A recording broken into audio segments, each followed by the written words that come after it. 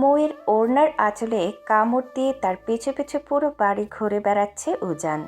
পুরো চৌধুরী বাড়ি তন্ন তন্ন করে চক্কর দেওয়া শেষ হয়ে গেছে, তবুও উজান কোনো মতেই মৌয়ের আঁচল ছাড়ল না।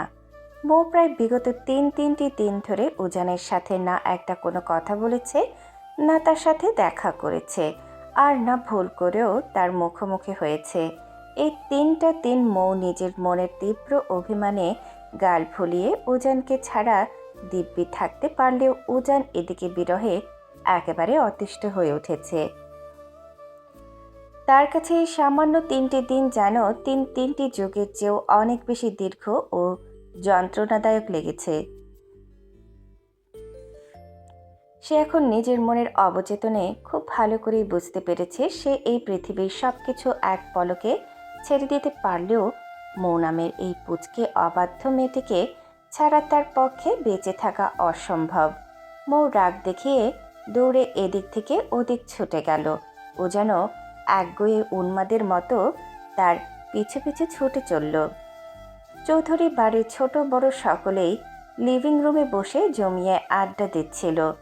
তারা সকলে উজান আর মৌয়ের এমন অভাবনীয় কাণ্ড কারখানা দেখে পুরো হা হয়ে অবাক দৃষ্টিতে তাকিয়ে রইল। গম্ভীর পাথরে আর বদমেজাজি ছেলেটার ভেতরে হুট করে এমন আকাশ পাতাল পরিবর্তন এসেছে তা বাড়ির কেউ সহজে মেনে নিতে পারছে না। তবে এই দৃশ্য দেখে দূর থেকে ইফাত মনে মনে বাজায় খুশি হলো। যাক, এবার অন্তত তার এই খ্যাপাটে ও বেপরোয়া ভাইটা নিজের ইগো বিসর্জন দিয়ে মেয়েটাকে নিজের করে নেবে, তাকে বুক ফুলিয়ে ভালোবাসবে।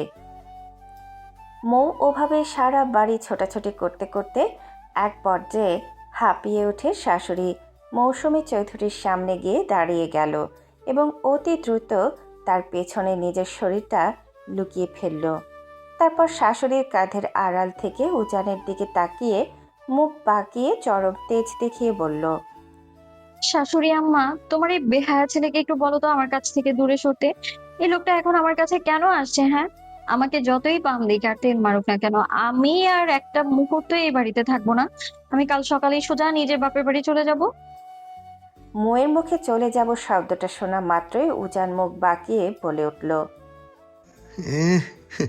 উনি নাকি চলে যেতে চাইলেই যেন আমি ওনাকে বিদায় দেওয়ার জন্য খুশিতে নাচতে নাচতে হাততালি দেবো। জাস্ট একটা পাই বাড়ির সীমানার বাইরে বের করে দেখোই না। সেদিন তো রাগের মাথায় শুধু একটা থাপ্পড় দিয়েছিলাম, আর এবার যদি অবাধ্যতা করেছো তবে সোজা হাত পা ভেঙে বিছানায় বসিয়ে দেবো, যাতে সারা জীবন শুধু আমার সামনেই বসে থাকো। আমি যাবই যাব। কি করবেন আপনি শুনি? মারবেন? মারুন, তবুও যাব আমি। মৌ শাশুড়ির পেছন থেকে মুখ উঁচিয়ে বলল।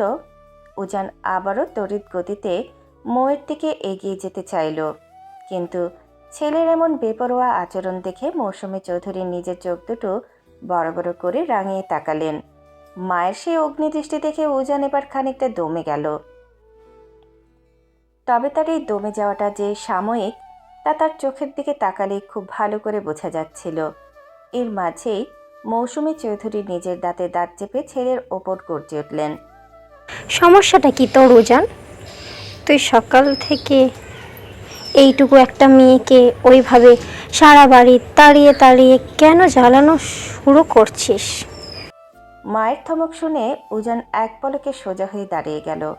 সে একবার ভর্ত চোখে মায়ের দিকে তাকালো, তো আরেকবার মায়ের পেছনে লুকিয়ে থাকা নিজের পুচকে বইয়ের দিকে তাকালো, আর একবার সোফায় বসে থাকা বাড়ির বাকি সবার দিকে চোখ বোলালো। তারপর সে নিজের মায়ের দিকে খানিকটা ঝুঁকে ময়ের দিকে তর্জনী উঁচিয়ে অত্যন্ত রহস্যময় কণ্ঠে ফিসফিসিয়ে আওড়ালো, আচ্ছা আম্মু, আমার প্রশ্নের উত্তর দাও তো, তুমি এই শয়তান বিড়ালের বাচ্চার ঠিক কি হও? উজানের এমন অদ্ভুত কথা শুনে মৌসুমী চৌধুরী এক মুহূর্তের জন্য পুরো থমথমে খেয়ে গেলেন। ভরা সন্ধ্যাবেলা ছেলে হঠাৎ কেন তাকে এমন বোকা বোকা প্রশ্ন করছে তা তিনি কিছুতেই বুঝতে পারলেন না। তবুও নিজের কণ্ঠ স্বাভাবিক রেখে বললেন, কেন আমি ওর আইনত শাশুড়ি হই? গুড, তাহলে ড্যাড ওর কি হয়? কেন শ্বশুর হয়? তাহলে এবার বলো আমি কি হই ওর? মৌসুমী চৌধুরী এবার রেগে গিয়ে বললেন, তোর নিজের বিবেক কি জানে না তুই মেয়েটা ঠিক কি হস? হ্যাঁ, আম্মু যা জিজ্ঞেস করছে দয়া করে সেটার একটু রিপ্লাই দাও না প্লিজ। তুই ওর বিবাহিত হাজবেন্ড হোস। এবার হয়েছে তো তোর? তাহলে আমরা দুজন একে অপরের সম্পর্কে কি হই আম্মু? কেন হাজবেন্ড ওয়াইফ? মায়ের মুখ থেকে কাঙ্ক্ষিত উত্তরটা শোনা মাত্রই উজানের চোখের কোণে এক মস্ত বড় বিজয়ের হাসি ফুটে উঠল। সে পুরো লিভিং রুম কাঁপিয়ে কড়া গলায় আওড়ালো, রাইট, আমরা দুজন হলাম লিগ্যাল বর বউ। আর যেহেতু এই চিলড্রেন বিড়ালের বাচ্চাটা আমার নিজের বিবাহিত বউ, সেই হিসেবে থেকে শুধু এই সন্ধ্যাবেলা জ্বালানোই নয়, সারা জীবন শাড়ির আঁচড় কামড়ে ধরে ওর পিছু পিছু ঘুরে বেড়ানোর পূর্ণ রাইট বা অধিকার এই উজান চৌধুরী আছে, বুঝলে? উজানের মুখে এমন প্রকাশ্যেও ও নির্লজ্জ স্বীকারোক্তি শুনে সোফায় বসে থাকা বাড়ির ছোট বড় সবাই পুরো স্তব্ধ হয়ে এক পলকে তাকিয়ে রইল। সবার মাথায় যেন আচমকা এক বিশাল আকাশ ভেঙে পড়েছে। গম্ভীর প্রফেসর ছেলেটার হঠাৎ কী এমন মানসিক রোগ হলো, সবাই মনে মনে সেটাই ভাবছিল। ঠিক তখনই নীরবতা ভেঙে আরিয়ান সোফা থেকে হালকা হেসে বলে উঠল, ভাই তুই ঠিক আছিস তো? উজান মুহূর্তের মধ্যে আরিয়ানের দিকে তাকিয়ে নিজের দাঁত কিরমির করে উঠল। কাছে আসো, আমার প্যান্ট চেক করে দেখে যাও আমি ঠিকঠাক আছি কিনা। আরিয়ান উজানের এমন কড়া জবাব আর রসিকতা শোনা মাত্রই এক নিমিষে চুপসে গিয়ে মুখ বন্ধ করে ফেলল। উজানের মুখ থেকে এমন খোলামেলা কথাবার্তা সে কোনোদিন হজম করতে পারবে না। এর মাঝেই উজান নিজের মুখটা একটু বাঁকিয়ে চারপাশের সবাইকে উদ্দেশ্য করে বলল, ইফাতের মতো যদি তোমরা সবাই মিলে আমাকে একটু আগে সুবুদ্ধি দিতা, তাহলে আজকে আমি ঠিকঠাক আছি কিনা সেটা আর তোমাদের কষ্ট করে মুখ ফুটে জিজ্ঞাসা করতে হতো না। এতদিনে তোমরা হাতে কলমে তার প্রমাণ পেয়ে যেতে। ছি ছি, এতদিন কি ভুলটাই না করেছি আমি। উজানের কথার ভেতরে আসল গুড় অর্থ বাড়ির বাকি সবার মাথার উপর দিয়ে 5G গতিতে চলে গেলেও এক কোণে বসে থাকা ইফাত কিন্তু ঠিকই পুরোটা বুঝতে পারল। তাই সে নিজের হাসির বেগ লুকাতে ঠোঁট কামড়ে চেপে ধরে আড়ালে হাসতে লাগলো। ততক্ষণে উজান আর কাউকে কোনো সুযোগ না দিয়ে এক ঝটকায় মায়ের পেছন থেকে ময়ের হাতটা শক্ত করে আঁকড়ে ধরে তাকে টেনে এক টানে নিজের চওড়া বুকের সাথে শক্ত করে মিশিয়ে নিল। তারপর ময়ের কানের কাছে মুখ এনে অত্যন্ত আদুরে ও উদ্গ্রীব কণ্ঠে প্রতিধ্বনিত করল, হেই মাই লিটল সুইট পিচ্ছি, অনেক রাত হচ্ছে, এবার শান্ত মেয়ের মতো রুমে চলো দেখি। মৌ উজানের বুকে পিষ্ট হতে হতে ছটফট করতে লাগলো। যাবো না আমি আপনার সাথে, ছাড়ুন আমায়। একদম অমন পচা কথা বলবে না পিচ্ছি, তাড়াতাড়ি রুমে চলো বলছি। এই 3টে দিন তোমাকে ছাড়া শান্তিমতো ঘুম আসেনি। মৌ নিজের মুখখানা চরম অভিমানে অন্যদিকে ঘুরিয়ে নিল। একে তো সে সেই রাতের ওই অন্যায় থাপ্পড়ের কথা এক মুহূর্তের জন্য ভোলেনি, তার উপরেই লোকটা এখন সবার সামনে কোন মুখে এত বড় বড় অধিকার দেখাচ্ছে। মৌর এই প্রকাশ্য অ্যাভয়েড করাটা উজার নিজের পুরুষালী ইগোতে আর নিতে পারল না। সে এক এক করে লিভিং রুমে উপস্থিত বাড়ির সবার দিকে তাকালো। তারপর হুট করেই কোনো কিছু তোয়াক্কা না করে ময়ের নরম গালে নিজের ঠোঁট দুটো ছোঁয়ালো। উজান শুধু একটা চুমুক খেয়ে ক্লান্ত হলো না, এরপর সে অত্যন্ত ক্ষুধার্ত উন্মাদের মতো ধীর পায়ে ময়ের সারা মুখমণ্ডল, কপাল আর চোখে অজস্র আদরে চুমুতে ভরিয়ে তুলল।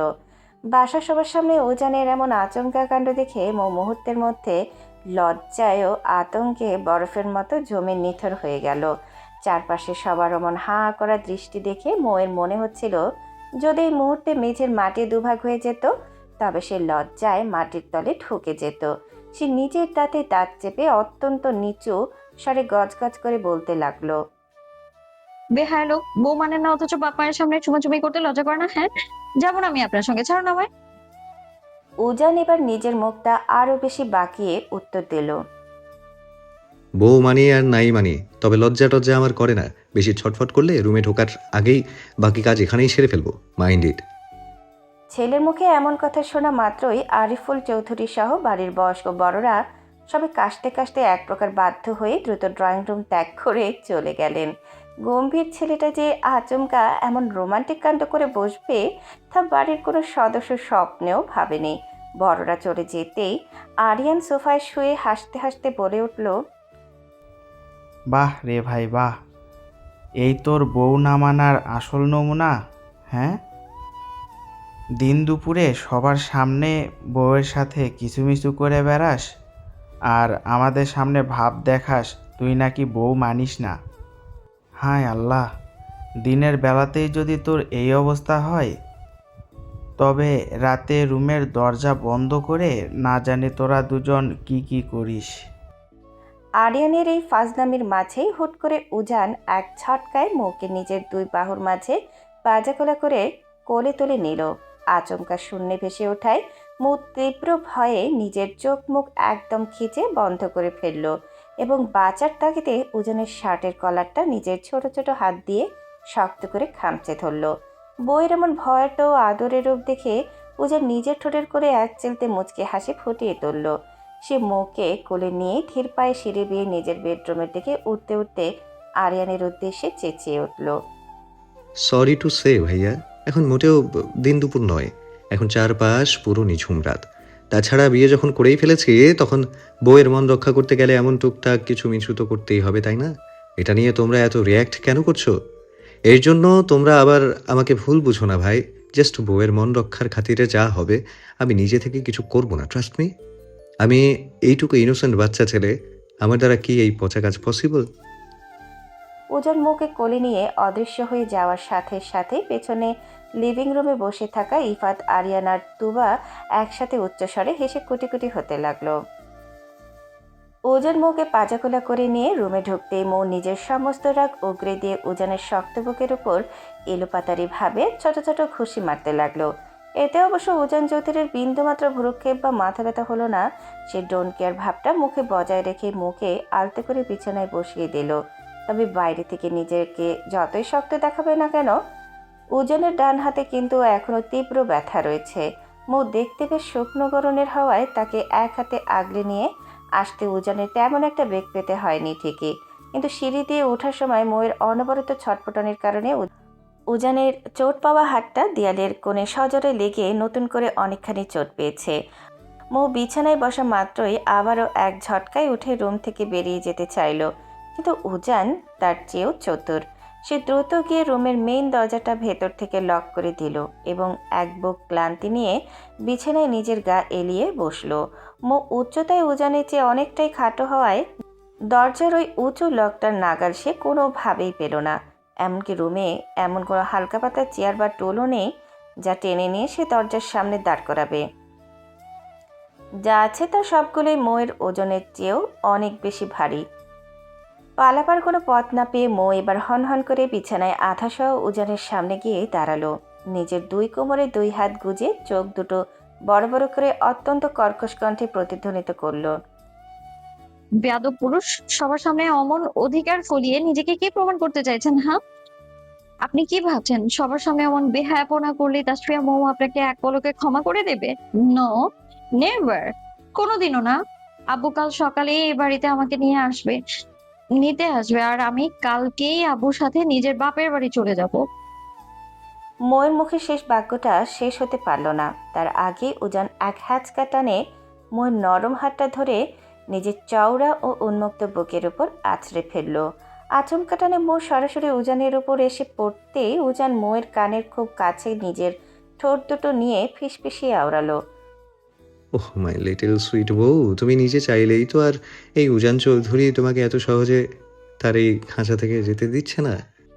মৌ উজানের বুকের বন্দি দশা থেকে নিজেকে ছাড়ানোর জন্য মরিয়া হয়ে ছটফট করতে লাগলো। আর বইয়ের এমন অবুঝ ছটফটানি দেখে উজান নিজের ঠোঁটের কোণে মুচকি মুচকি হাসতে লাগলো। সে নিজেও নিজের মনকে প্রশ্ন করে বুঝতে পারছে না, হুট করে এই সামান্য মেয়েটার মুখ থেকে চলে যাওয়ার কথা শুনে কেন তার নিজের বুকের ভেতরটা অমন তীব্র হাহাকার করে উঠেছিল। মৌয়ের প্রতি উজানের মনে মনে যে এক অদ্ভুত অলৌকিক অনুভূতির জন্ম হয়েছে তা আজ অনস্বীকার্য। কিন্তু কেন এই অনুভূতি? এর উত্তর উজান চৌধুরীর নিজের কাছেও নেই। বিগত 2 বছর ধরে এই মেয়েটার তার পেছনে সারাদিন পাগলামি করার কারণে নাকি সমাজ ও ধর্মের পবিত্র বন্ধনে আবদ্ধ হওয়া টানে। তবে কারণ যাই হোক না কেন, উজান উজান এখন নিজের মনের সমস্ত শক্তি দিয়ে চেষ্টা করবে নিজেকে পুরোপুরিভাবে এই মৌ নামক মায়ে মগ্ন করে ফেলার। আর কোনো কিছুর জন্য না হলেও এই নিষ্পাপ পিচি মেয়েটার চোখের সমস্ত স্বপ্ন এবার সে নিজে পূরণ করবে। তাকে একটা সুখের ভালোবাসার উপহার দেবে। যদিও সে নিজে এখনো জানে না সে এই দায়িত্ব কতটুকু পালন করতে পারবে। এর মাঝেই মৌ আবারও চেঁচিয়ে উঠল। ছাড়ুন বলছি, আমায় একদম ছোবেন না। এই বলেই মৌ তীব্র আক্রোশে উজানের বাঁধন থেকে সরে আসতে চাইল। আর নিজেকে মুক্ত করার এই তাড়াহুড়োতেই সে অসাবধানবশত উজানের সেই আঘাতপ্রাপ্ত হাতটার উপর সজোরে একটা ঘুষি বসিয়ে দিল। আর তৎক্ষণাৎ উজান তীব্র যন্ত্রণায় নিজের মুখমণ্ডল চরমভাবে বিকৃত করে ফেলল। একটু আগের দেয়ালের চোটের ব্যথাই এখনো কমেনি, তার উপর আবার এই মেয়েটার শক্ত হাতের ঘুষি। মৌ দেখতে যতই শুকনো আর পাতলা হোক না কেন, রাগলে তার শরীরের অনেক জোর চলে আসে। উজান তা আজ হাড়ে মাসে টের পেল। উজান ব্যথায় কুকিয়ে ওঠে। আউচ! মৌ উজানের মুখ থেকে অমন যন্ত্রণার আওয়াজ শুনে এক ভয়ার্ত দৃষ্টিতে তাকালো। উজানের ব্যথায় নীল হয়ে যাওয়া মুখের দিকে তাকিয়ে তার বুকের ভেতরটা এক অজানা আশঙ্কায় কেঁপে উঠল। নিজের অজান্তেই উজানকে এভাবে এত বড় আঘাত দিয়ে ফেলায় মৌয়ের নিজের ওপরই এখন ভীষণ রাগ হতে লাগলো। সে নিজের সমস্ত মান অভিমান একপাশে ঠেলে দিয়ে দ্রুত উজানের চোট পাওয়া হাতটা নিজের দুটি নরম হাতের মুঠোয় টেনে নিল। তারপর গভীর মায়ায় ও ব্যাকুলতায় সেই ব্যথার জায়গায় আলতো করে মুখে ফু দিতে লাগলো। মৌ একরাশ অসহায় ও অপরাধী দৃষ্টিতে উজানের দিকে তাকিয়ে একদম নরম গলায় বলে ওঠে। খুব বেশি ব্যথা দিয়ে ফেলেছি তাই না? আই এম রিয়েলি সরি, আমি সত্যি বুঝতে পারিনি, প্লিজ মাফ করে দিন আমায়। উজান এক দৃষ্টিতে ময়ের ওই ভয়ার্ত মায়াবী মুখখানার দিকে তাকিয়ে আলতো করে হাসলো। এই মেয়েটা যখন এভাবে ভয় পায় বা হাসে তখন তাকে দেখতে ঠিক কতটা মারাত্মক কিউট লাগে উজান নিজের জীবনে এর আগে এত নিখুঁত গভীর দৃষ্টিতে কখনো খেয়ালই করেনি। আজ তার মনে হলো মেয়েটি সত্যি অসম্ভব সুন্দর, এক মায়াবী অপ্সরী। অথচ সে নিজের তীব্র অহংকারের কারণে এতদিন এই পবিত্র মেয়েটার দিকে একবার ফিরেও তাকায়নি। এবার সত্যিই ঠিক কথা বলে। এই ধ্রুব সত্যটা মনে মনে স্বীকার করা মাত্রই উজানের বুকের ভেতরের সমস্ত অশান্তি ধুয়ে মুছে এক স্বর্গীয় শান্তি বিরাজ করতে লাগলো। আচমকা সে নিজের শরীরটা আরো কিছুটা মোড় দিকে ঝুঁকিয়ে নিয়ে তার চোখের দিকে চোখ রেখে ফিসফিসিয়ে আওড়ালো। ব্যথা যখন দিয়েই ফেলেছো, তাহলে পানিশমেন্ট হিসেবে আমাকে এখন গুনে গুনে 10-10টা মিষ্টি চুমু দাও দেখি। উজানের মুখ থেকে এমন অকপট ও খোলামেলা দাবি শুনে মৌ মুহূর্তের মধ্যে পুরো থমথমে খেয়ে গেল। এই লোকটা কি তার সাথে নির্ঘাত কোনো ফাজলামো বা ইয়ার্কি করছে?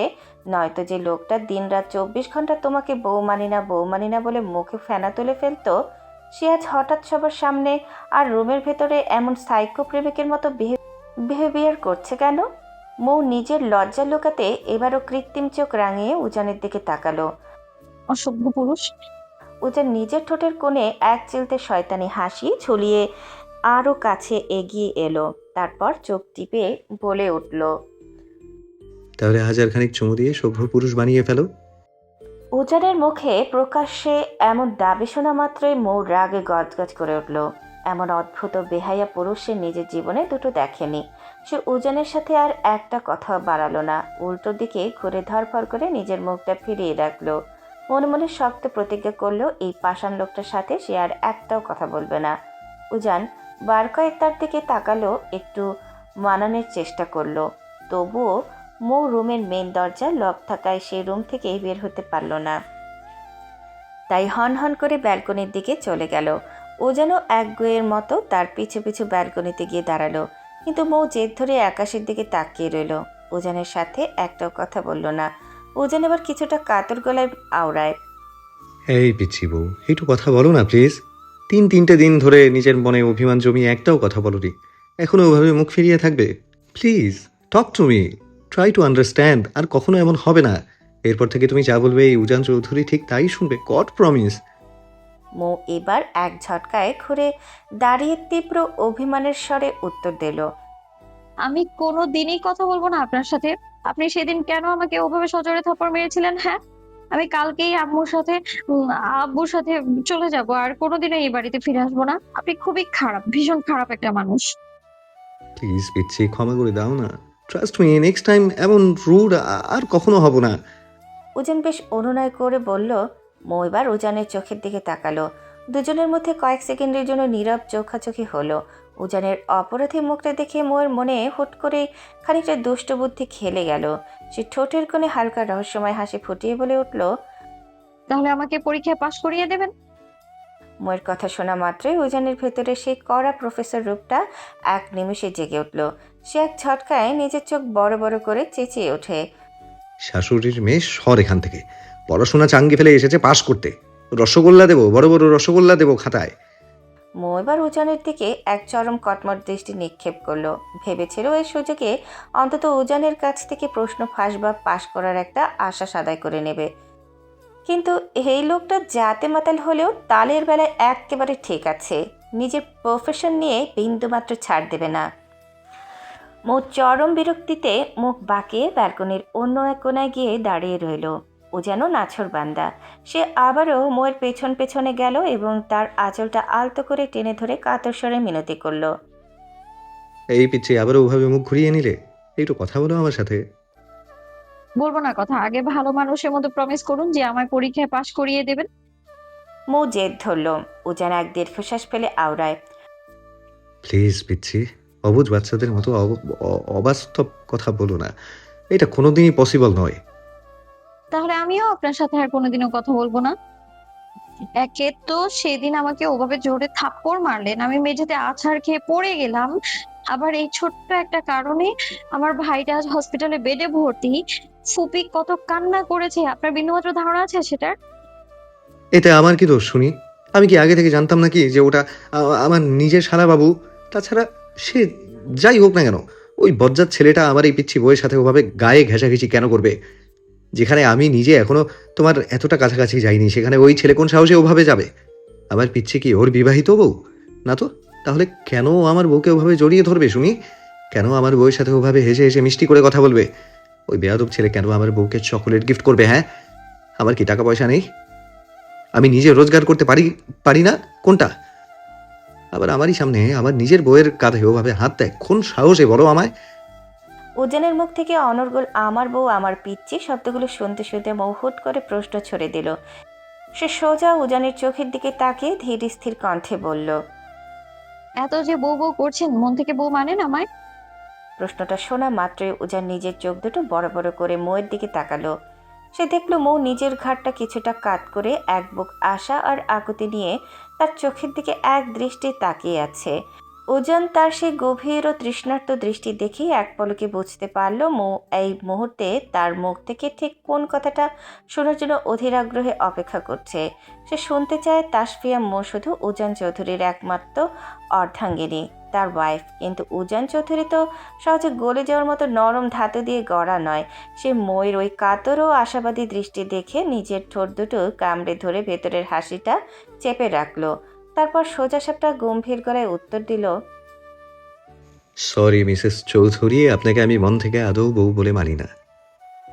উজানের এই নির্মম বাক্যটি শোনা মাত্রই ময়ের পুরো মুখখানা এক সেকেন্ডের মধ্যে ফুসকুড়ি দেওয়া বেলুনের মতো চুপসে গেল। সে কত বড় আশা নিয়ে এই পাথরটার মুখ থেকে নিজের অধিকারের কথা শুনতে চেয়েছিল, কিন্তু এই অহংকারী লোকটা তার সেই ছোট্ট আশাটা কোনোভাবেই পূরণ হতে দিল না। মৌ এবার পুরোপুরি নিস্তব্ধ হয়ে গেল। কেন এই লোকটা একটা বার ছোট করে বলতে পারে না তাসফিয়া মৌ শুধু উজান চৌধুরীর ওয়াইফ? এ সামান্য একটুখানি স্বীকারোক্তি দিলে কি তার পুরুষালী অহংকারের খুব বড় কোনো ক্ষতি হয়ে যেত? না, না তো। তাহলে কেন বলল না?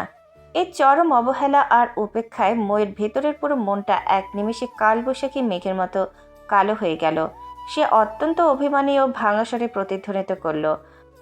তাহলে সকলের সামনে কথায় কথায় আমাকে এত বউ বউ বলে কেন ডাকেন? উজান নিজের চোখ দুটো ছোট ছোট করে ময়ের দিকে তাকিয়ে বেশ দম্ভের সাথে আওড়ালো। আপনি যে আমার আইনত খাতা কলমে বিবাহিত বউ, সেই চিরন্তন সত্যের খাতিরেই তো আমি আপনাকে মিসেস উজান চৌধুরী বলে ডাকি। ও, তার মানে শুধু খাতা কলমের জোর আছে বলেই আজ সবার সামনে এত বড় বড় অধিকার দেখালেন আর নিজের বউ বলে দাবি করলেন? মন থেকে তো কিছুই না। ময়ের গলার সেই বিষাদমাখা সুরটা উজানকে কেমন যেন ভেতর থেকে নাড়িয়ে দিল। তাই ময়ের এই আবেগঘন কথাটি এক ঝটকায় এড়িয়ে যাওয়ার জন্য উজান দ্রুত ময়ের নরম হাতটা নিজের শক্ত মুঠোয় আঁকড়ে ধরল। তারপর নিজের কণ্ঠস্বর কিছুটা ধীর করে গম্ভীর গলায় বলল, পেটে প্রচন্ড খিদে পেয়েছে পিচ্ছি, ফাস্ট চলো। খিদে পেটেই পায়, মাথায় নয়। মৌ মুখ বাঁকিয়ে কথাটি বলল। উজান তার সেই অভিমানী মুখের দিকে তাকিয়ে মনের ভেতর এক চিলতে মুচকি হাসল। তারপর মৌকে আলতো করে বিছানায় বসিয়ে দিয়ে সে নিজের শান্ত পায়ে রুম থেকে বেরিয়ে গেল। কিছুক্ষণ পর সে নিজের হাতে একটি প্লেটে রাতের খাবার নিয়ে রুমে ফিরে এলো। মৌ তখন বিছানায় গুটিসুটি মেরে বসে একমনে উজানের ফোন স্ক্রল করছে। এটা ইদানিং তার একটা মস্ত বড় বদ অভ্যাসে পরিণত হয়েছে। প্রতিদিন রাতে ঘুমানোর আগে উজানের ফোনটা একটু না ঘাটলে তার যেন পেটের ভাতই হজম হয় না। অবশ্য বিগত 3টে দিন অভিমানের কারণে সে এসবের ধারে কাছেও আসেনি। এমনকি উজান নিজেও কখনো এই ফোন ঘাটাঘাটি নিয়ে মুখে একটা কথাও বলে না, বরং মনে মনে বেশ উপভোগই করে। উজান প্লেট হাতে নিয়ে মৌয়ের পাশে এসে বসা মাত্রই ততক্ষণে মৌ হুট করে বাঘিনীর মতো উজানের সুস্থ হাতটায় সজোরে এক কামড় বসিয়ে দিল। আচমকা এমন পৈশাচিক কাণ্ডে উজান চৌধুরী কিছুটা ঘাবড়ে গেল। এই পুচকে মেয়েটা কখন যে কি অদ্ভুত কাণ্ড করে বসে তা বোঝা সাধারণ মানুষের ক্ষমতার বাইরে। উজান নিজের চোখ দুটো বড় বড় করে শুধালো। পিচ্ছি, তুমি আমার হাতে ওভাবে কামড় দিলে কেন? মৌ এবার কাঁদো কাঁদো ফেস করে ফোনের স্ক্রিনটা উজানের চোখের সামনে ধরে বলল, আপনাকে শিরিন আর ললিতা ডাইনি কেন এত এই মাঝরাতে ফোন করেছে শুনি? আবার ইনবক্সে কতগুলো মেসেজও পাঠিয়েছে। আপনি কি তলে তলে ডাবল টেম্পো চালাচ্ছেন? হ্যাঁ, আপনার একটু লজ্জা করে না এই ঘরে এমন সুন্দরী বউ থাকতে বাইরে অন্য নারীদের দিকে ওভাবে নজর দিতে? এত কিউট সুন্দর ইনোসেন্ট একটা বাচ্চা মেয়েকে এভাবে মনে কষ্ট দিতে একটু বাদলো না আপনার? হ্যাঁ, ময়ের মুখে এমন তীব্র জেলাসি দেখে উজান এবার নিজের শরীরটা আরো খানিকটা ময়ের দিকে ঝুঁকিয়ে আনলো। দুজনের তপ্ত শ্বাস প্রশ্বাস এক পর্যায়ে এক হয়ে মিশে যাচ্ছিল। ঠিক তখনই উজান চোখের দিকে চোখ রেখে ফিসফিসিয়ে আওড়ালো, শুনেন মিসেস চৌধুরী, উজান চৌধুরী আপনাকে নিজের বউ নাই মানতে পারে, তবে তার ক্যারেক্টার কিন্তু এতটা লুজ নয় যে সে নিজের নারী ব্যতীত পৃথিবীর অন্য কোনো নারীর দিকে কোনোদিনও নজর দেবে। Just mind it. উজানের মুখে পার্সোনাল প্রপার্টি শব্দটা শুনে মৌ বেশ কিছুক্ষণ ফ্যাল ফ্যাল করে বোকার মতো তাকিয়ে রইল। উজানের কথার গুড় অর্থ বোঝার আগেই উজান তড়িঘড়ি করে বলে উঠল, পিচ্ছি, প্লিজ ফোকাস অন মি। এই বলে উজান নিজের গায়ের শার্টটা নিচ থেকে খানিকটা উঁচুতে তুলতেই মৌ এক নিমেষেই দুই হাতে চোখ ঢেকে চেঁচিয়ে উঠল, ছি, এভাবে নিজের শরীর উন্মুক্ত কেন করছেন? লাজ লজ্জা কি সব ধুয়ে মুছে খেয়ে ফেলেছেন নাকি? আর আমি কোন দুঃখে আপনাকে নিজের হাতে খাইয়ে দিতে যাব? পারবো না আমি আপনাকে খাইয়ে দিতে। আরে আগেই তো বলেছি, লাজ লজ্জা নামের কোনো ওয়ার্ড আমার ডিকশনারিতে নেই। আর তোমাকে দুঃখে খাইয়ে দিতে হবে কেন? একটু সুখেই খাইয়ে দাও প্লিজ। পেটের ভেতর ইঁদুরেরা অলরেডি অলিম্পিক রেস শুরু করে দিয়েছে। উজান বেশ মিনতি করল। মৌ আবারও মুখ ঘুরিয়ে নিয়ে বলল, পারবো না। আপনার নিজের হাত আছে, নিজের হাত দিয়ে নিজেই খান। হাত ভীষণ ব্যথা করছে গো পিচ্ছি, প্লিজ। তুমি যদি আজ নিজের হাতে খাইয়ে না দাও তবে এই উজান চৌধুরীকে আজ সারা রাত না খেয়ে উপোস করে থাকতে হবে। আপনি যা ইচ্ছে করুন, তাতে আমার কি? পরীক্ষায় যখন আমাকে একটুখানি পাস করিয়ে দেওয়ার ক্ষমতা বা ইচ্ছে আপনার নেই, তাহলে আমি কেন শুধু শুধু আপনাকে খাইয়ে দিয়ে হেল্প করতে যাব শুনি? মৌ সুযোগ বুঝে কথাটা বলল। উজানকে একদৃষ্টে ফ্যাল ফ্যাল করে তাকিয়ে থাকতে দেখে মৌ আর চোখে বেশ কয়েকবার উজানের মুখের অবস্থাটা পর্যবেক্ষণ করলো। তারপর মৃদু স্বরে আলতো করে আওড়ালো, সুযোগ কিন্তু এখনো হাতছাড়া হয়নি প্রফেসর সাহেব। রাজি কিনা ঝটপট বলুন। থাক, লাগবে না আমার তোমার হাতে খাওয়া। আজ তো একটা বজ্জাত মেয়ে, সামান্য একটুখানি খাইয়ে দেবে তার জন্য নিজের বরের কাছ থেকে এভাবে ব্ল্যাকমেইল করে ঘুষ চায়। উজান কিছুটা অভিমানী সুরে বলল। কথাটা বলেই উজান যখন বিছানায় শুয়ে ঘুমানোর প্রস্তুতি নিতে গেল, মৌ এক ঝটকায় তার হাত ধরে তাকে আটকে দিল। হয়েছে, অমন ঢং করতে হবে না। সামান্য একটু পাস করিয়ে দেওয়ার কথা বলেছি, তা নিয়ে ওনার কত নাটক। লাগবে না আপনার আমায় পরীক্ষায় পাস করানো। পরীক্ষা না হলে পরীক্ষার হলে না হয় নতুন একটা হ্যান্ডসাম বয়ফ্রেন্ড বানিয়ে তাদের খাতা দেখে দেখে পাস করবো আমি। তবুও আপনাকে আর কোনোদিনও বলবো না। এবার রাক্ষসের মতো বড় করে হা করুন তো দেখি।